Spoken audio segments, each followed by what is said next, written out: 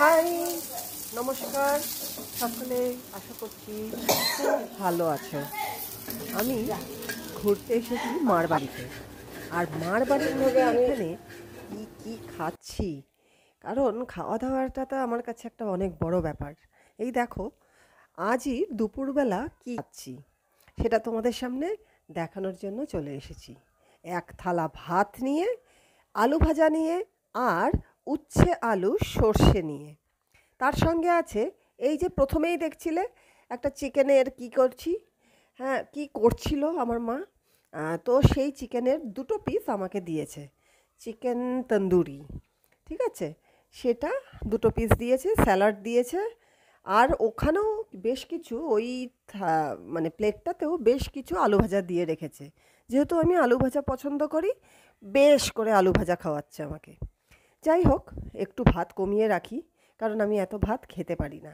পেছনে 2 মূর্তি দেখো কি লাগিয়েছে, কিছু বলার নেই, তোমরা দেখলেই বুঝে যাচ্ছ। ওদের মুখগুলো দেখেই বোঝা যায় যে ওরা কত শান্ত চরিত্রের।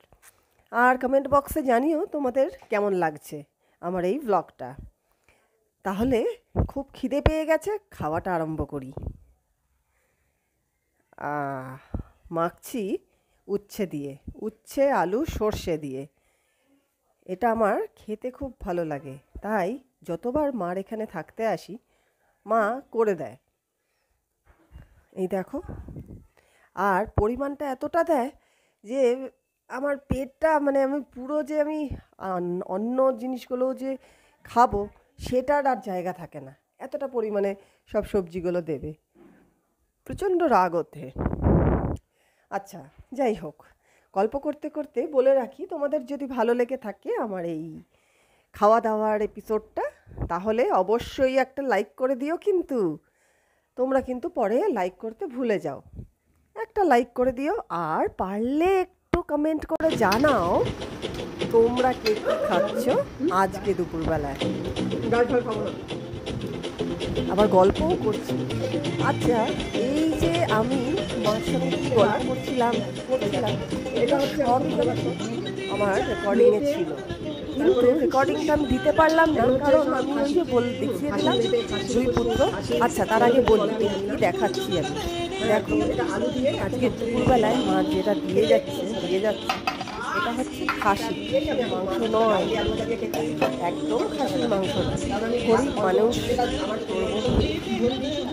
খাসির মাংস কেনার ক্ষমতা নেই, তাই মাঝে মধ্যে এটা মার এখানে আসলে আমি খেতে বায়না করি। এটা হচ্ছে কি আমি বলি, দেখো এবার পুরো ভাতটা আমি এটা দিয়েই খাবো। এটা কি খাচ্ছি বলো তো? এটা হচ্ছে খাসির যে লাউ, সেগুলোকে আনা হয়েছে।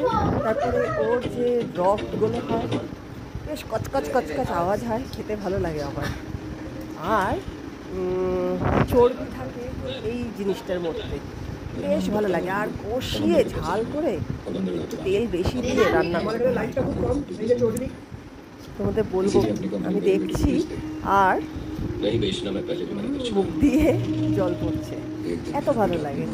মানে তোমরা যারা ট্রাই করো ট্রাই করতে পারো, আমার কথা যারা বিশ্বাস করবে যে ঠিক আছে একবার ট্রাই করে দেখি, সত্যি বললাম, একবার ট্রাই করো, যদি ভালো লাগে খাবে, আবার রিপিট করবে, এরকমই।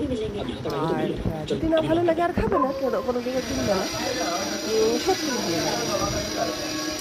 আর বেশ ঝাল হয়েছিল, আমার ছোটো ছেলে এটা খেতে পারে। আর আমার খুব ভালো লাগে, যারা একটু কচকচে এরকম টাইপের জিনিস পছন্দ করে তাদের কিন্তু ভালো লাগে। আর যারা ফ্লেশ পছন্দ করে তাদের কিন্তু অতটা ভালো লাগবে না। স্যালাড দিয়ে দারুণ লাগছে, আর ঝাল করে হয়েছিল, খুব ভালো লাগছে। যাই হোক, আর তোমাদের যেটা বলছিলাম, ভয়েস ওভার দিতে হলো আমার মানে ফুল ভলিউমে সাউথ ইন্ডিয়ান মুভি। কী করবো এখন, কপিরাইট চলে আসবে, তার মধ্যে অনেক গান আছে, তো দেবো আজকের মতো। তোমরা কষ্টে এরকমভাবেই একটু অ্যাডজাস্ট করে নাও আমার সঙ্গে। নেক্সট ভিডিওতে আমি চেষ্টা করবো এটা না করার। মানে আমিও তখন ওদেরকে বলিনি যে ভলিউমটা কম কর। দেখো মাংসের মানে চিকেন তন্দুরি যেটা সেটা খাচ্ছি। কী ছেড়ে কী খাবো বুঝে পাচ্ছিলাম না, আর পেটটাও আইধাই করছিল। মা যা করে না আসলে করে আর বলার নেই। যাই হোক, তোমরা কিন্তু ইতিমধ্যেই লাইক শেয়ার আর সাবস্ক্রাইবটা করে দিও, প্লিজ করে দিও। তাহলে আরও এরকম ভিডিও আনার একটা ইচ্ছে আমার থাকবে। আর তোমাদের শর্টসগুলো কেমন লাগছে? বেশ কিছু শর্টস যেগুলো নাকি আমার খুব প্রিয় শর্টস ছিল, সেইগুলোতে দেখলাম যে খুব একটা রিচ পাইনি। যাই হোক, তোমাদের হয়তো ভালো লাগেনি, তাই জন্য কিন্তু আজকের ভিডিওটা যদি ভালো লাগে অবশ্যই লাইকটা করে দাও আর সাবস্ক্রাইব করতে ভুলো না কিন্তু। দেখো খাওয়া আমার প্রায় শেষ, আর মাকে আমি জিজ্ঞাসা করছিলাম এই সময় যে মা এরপরে কিছু আছে। হ্যাঁ, তো মানে বলতে চাইছিলাম যে চাটনি বা টক কিছু আছে। বাঙালিদের শেষ পাতে টক না হলে তো হয় না, তাই না? তো দেখো শেষ পাতে কি আছে দেখতে থাকো। भगवान उसे शांति दे, यही कह सकते हैं। उल्टा ढेके दाओ।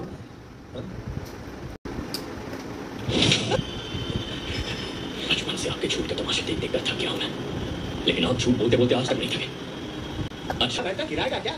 এই দেখো মা আমাকে বললো এরপরে টক আছে, लगता है आप थोड़ा ज्यादा ফুলের টক। जो हिलने लग गया। আর আমি চোখটা বড় করলাম যে আরও কি করেছে, কারণ এইগুলো করার সঙ্গে সঙ্গে কই মাছও করেছে, যেটা নাকি আমি নিলাম না।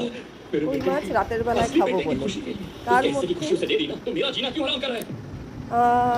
বলছিল যে আরেকটু ভাত নিয়ে কই মাছটা এই বেলাই খেয়ে নেব। তো আমি এখন খেতে পারি না, আমি বলেছি এখন খেতে পারি না। তোমরা দেখাচ্ছি, দেখো এই যে এটা হচ্ছে লাঞ্চ, যেগুলো নাকি ছোটো করে ফেলতে হয়, তারপরে এরকম রান্নাটা